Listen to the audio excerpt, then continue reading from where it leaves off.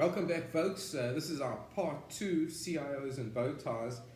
Great discussion around some articles that everyone really liked and enjoyed about some various states within the United States and how they compare to other nation states. So in part 1, we discussed California Brexiting with UK. Here's another one that I found interesting, Dave.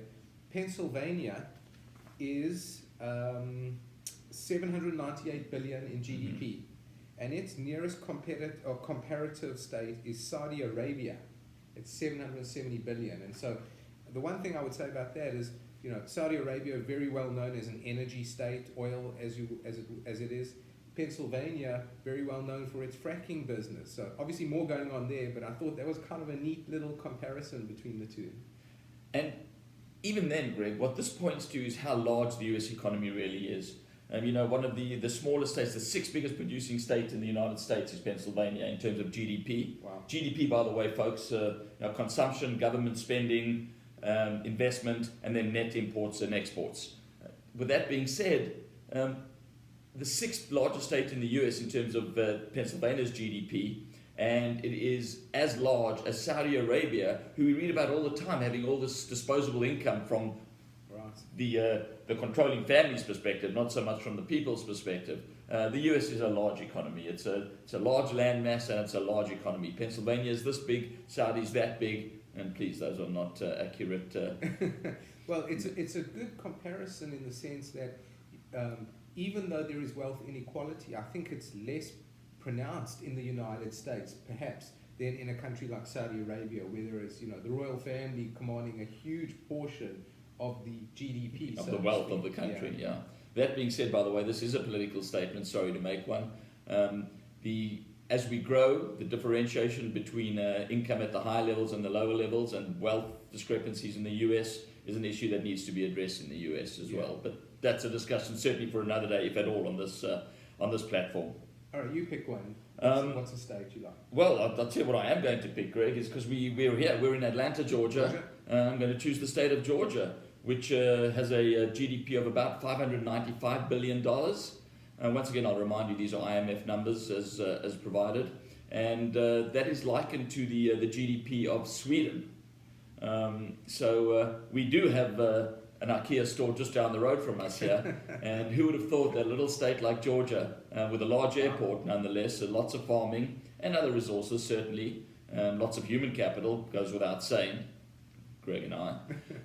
But with that being said, the little state of Georgia in the United States, the ninth largest state in terms of GDP output, and we have our equivalent, the northern European country of Sweden. Just fascinating stuff as one makes these comparisons. Ericsson, right? Ericsson. Ericsson is Swedish as well. Swedish. IKEA's their I believe, the biggest brand. Mm-hmm. Okay. Here's another one, and we're going to talk a little bit more in depth on this state in the next part. But I thought this was interesting. So Texas is a $1.75 trillion GDP state.